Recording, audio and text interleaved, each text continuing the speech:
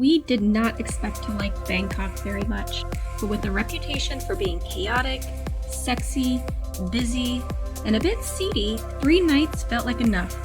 Bangkok surprised us, so come along as we experience the city and Thailand for the first time.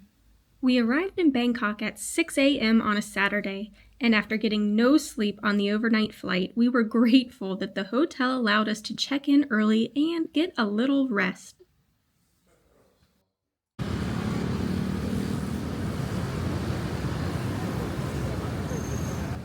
Our mission was to adjust to the local time quickly, so we spent most of the day walking around.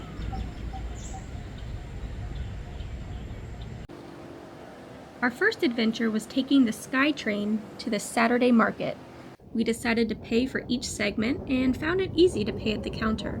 They give you a token to scan to enter, and then you drop off your token at your destination. Home to 15,000 stalls, we really got our first taste of Thailand markets at the Chatuchak Weekend Market. We visited in the afternoon, so while it was busy, it didn't feel overcrowded. First smoothies in Thailand. You can get everything here, from food to clothing, handcrafts, souvenirs, you name it, it's probably here.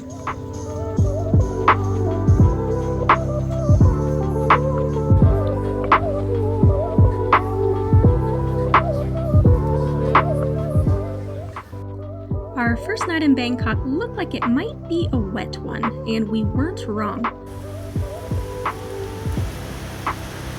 We ended up doing a mini bar crawl near our hotel.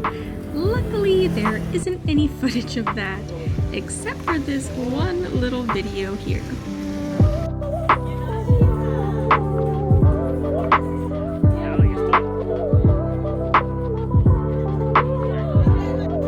After a good night's rest, day 2, we're in search of good street food, and we are not disappointed.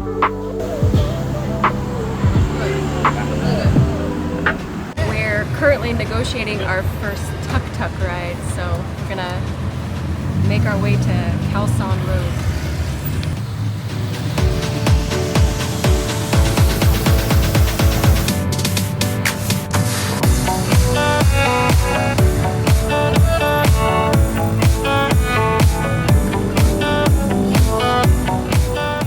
Khao San Road welcomed us with friendly faces and some interesting appetizers.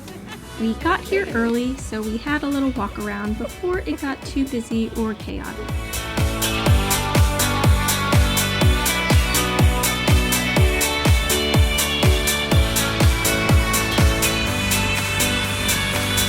So we got to Khao San Road just a little bit before 6 p.m.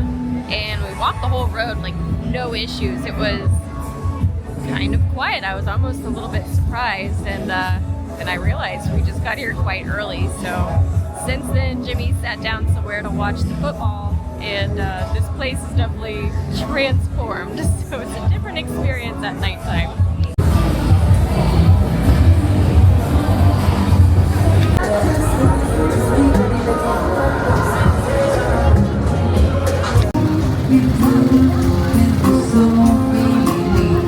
We just stopped for dinner. Jimmy got some minced, is it minced? What is it? Mince and tatties. I don't think so, but it looks really good.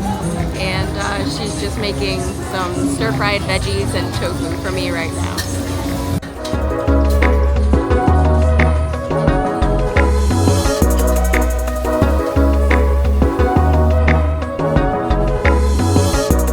After exploring Khao San and eating dinner, we decided to walk next to Chinatown. So it says it's about a 45-minute walk, and it's actually quite quiet in some places.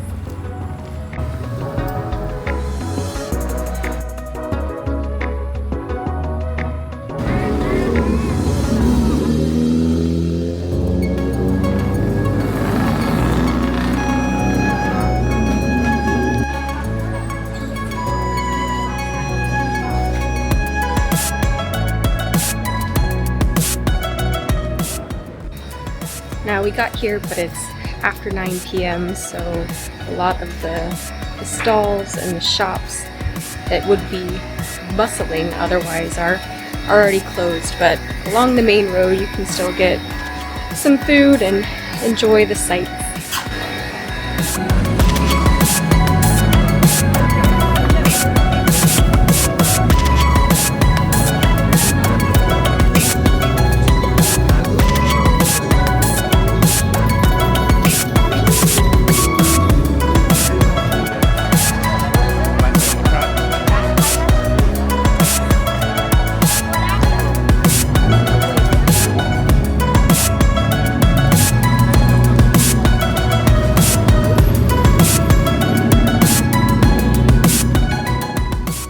Tonight we're trying the metro for the first time since we are right by Chinatown. There's a really easy metro to hop on. What we did was we found the closest metro stop to our hotel, which for us is this one. So they have machines and you can pick English, so it's really easy to follow. You just select your station and it'll give you a token.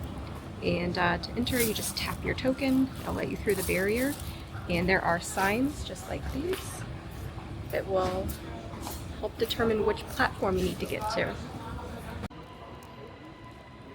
After a day full of good food and fun memories, we head back to the hotel to get some rest.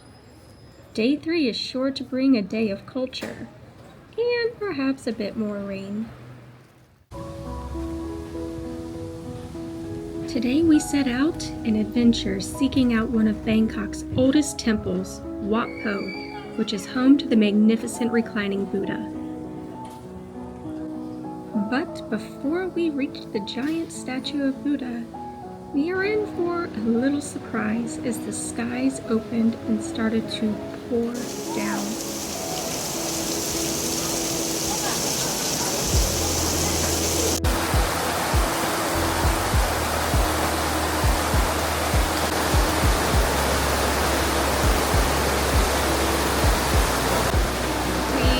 Encountered a little bit of rain.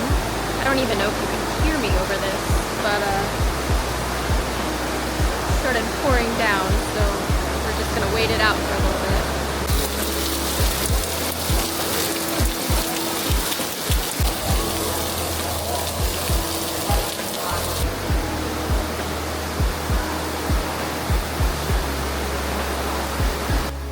We waited for about 45 minutes for the rain to slow down, but after that we were able to make our way over to the main temple that houses the statue.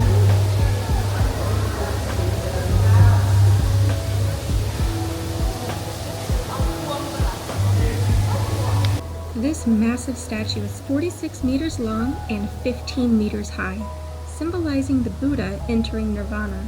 Covered in gold leaf, its feet are adorned with intricate mother-of-pearl inlay depicting 108 auspicious symbols of Buddhism.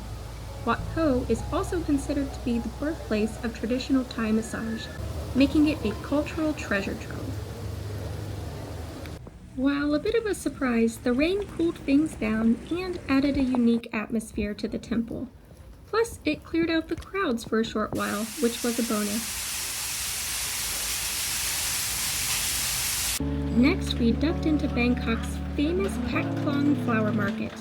Open 24 hours, it's where locals craft stunning flower garlands and arrangements, which are often used as offerings at temples for religious ceremonies or even as decorations for weddings and special events. We had to try out one final form of transport, and that was the ferry. We jumped on board and headed a few stops down the Chao Phraya River. There wasn't much to see from the inside, but on a clear day, this could be really nice at sunset.